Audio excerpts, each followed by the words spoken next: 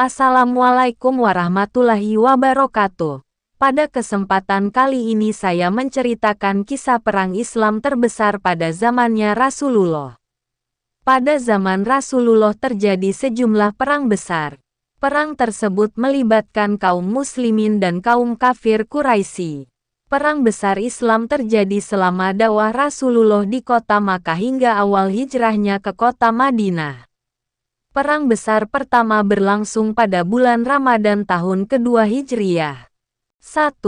Perang Badar. Perang Badar adalah perang besar pertama dalam sejarah Islam. Perang ini terjadi pada 17 Ramadan 2 Hijriyah. Kala itu rombongan kafilah dagang Quraisy pulang dari Syam menuju kota Makkah. Abu Sufyan, orang yang paling keras memusuhi agama Islam, turut serta dalam rombongan tersebut.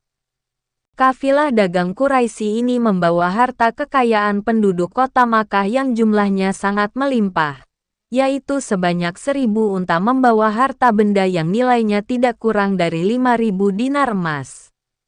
Rasulullah kemudian mengumumkan kepada kaum muslimin untuk menghadang kafilah dagang Quraisy yang di dalamnya terdapat Abu Sufyan. Ini adalah kafilah dagang Quraisy yang membawa harta benda masyarakat kota Mekah. Hadanglah kafilah itu. Semoga Allah Subhanahu wa Ta'ala memberikan barang rampasan itu kepada kalian semua. Hingga akhirnya hal tersebut menyebabkan terjadinya perang Badar. Pasukan Muslim kira-kira hanya berjumlah 313 orang hingga 317 orang. Terdiri dari 82 hingga 86 muhajirin, 61 dari Aus, dan 170 dari Khazraj. Bahkan pasukan Muslim tidak pernah mengadakan pertemuan khusus dan hanya memiliki 2 ekor kuda dan 70 ekor unta. Tanpa rasa gentar dan takut, Rasulullah pun dan pasukannya berangkat dari Madinah menuju medan pertempuran. Sementara itu dari pihak kaum Quraisy memiliki 1.300 orang dan 100 ekor kuda. Mereka juga dilengkapi dengan 600 baju besi dan persenjataan perang.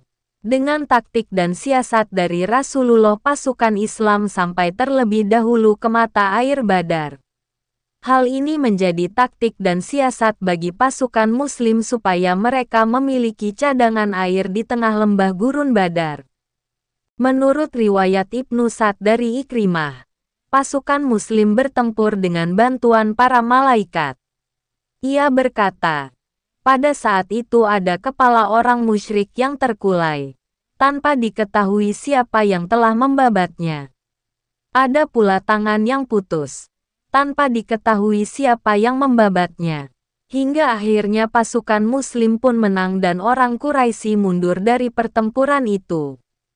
2. Perang Uhud. Perang ini terjadi akibat dendam dari kaum Quraisy karena kekalahan mereka dalam perang Badar yang dipimpin oleh Rasulullah, di mana kaum muslimin berhasil membunuh pembesar-pembesar mereka.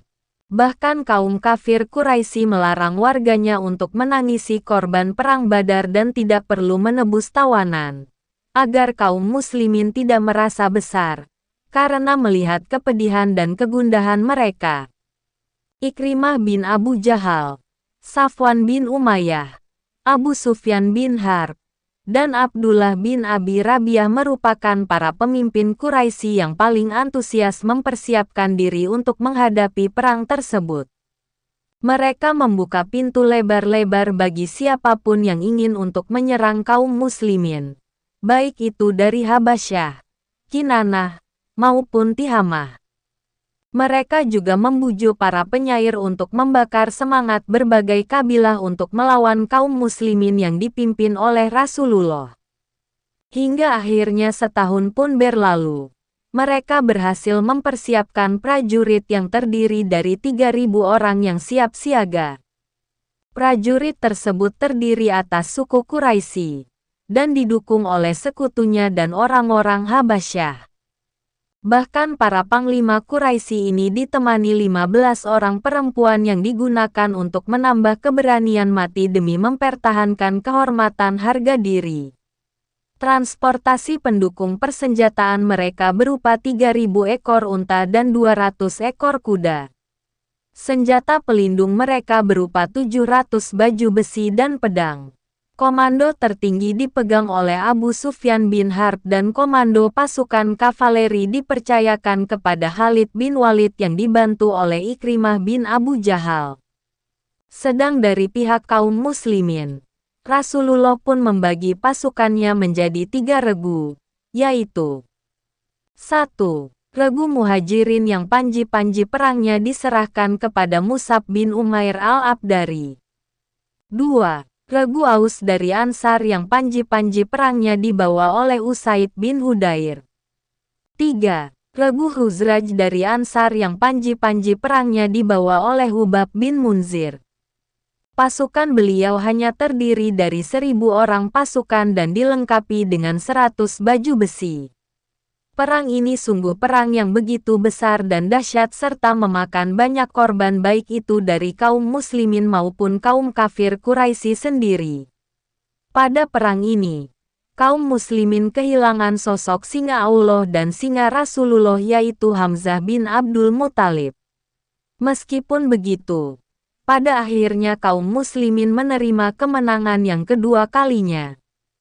3. Perang Khandaq. Menurut Sirah Nabawiyah karya Ibnu Hisham, Perang Khandaq terjadi pada bulan Syawal tahun 5 Hijriyah.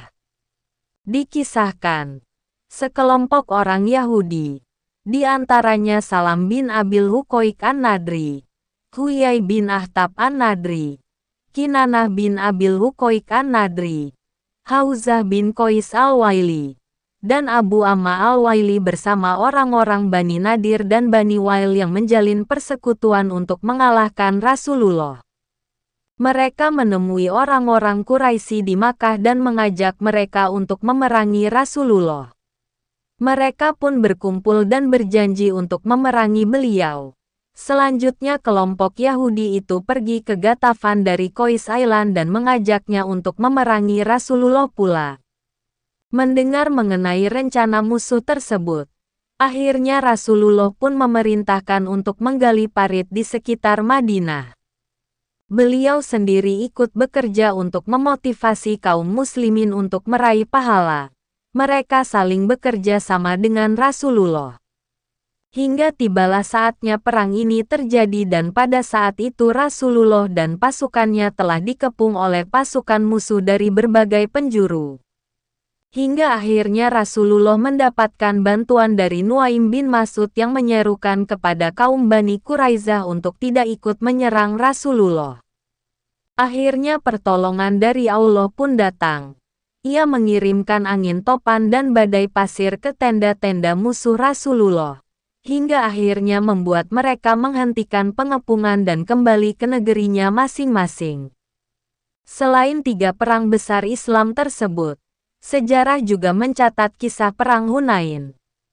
Merujuk dari Ar-Rahiq Al-Mahtum Sirah Nabawiyah karya Safiyur Rahman Al-Mubarakfuri, penaklukan Makkah menjadi tamparan keras bagi bangsa Arab.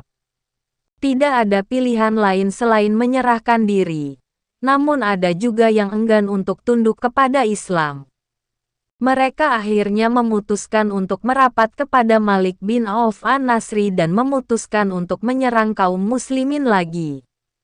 Sebelum perang terjadi Malik bin Auf mengirimkan mata-mata untuk mengumpulkan informasi mengenai kekuatan, strategi dan alat untuk berperang kaum muslimin.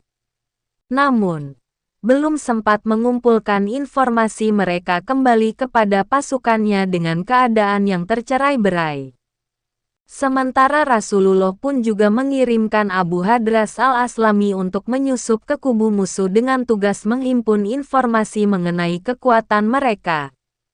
Tugas ini diselesaikan dengan baik dan berhasil disampaikan langsung kepada Rasulullah.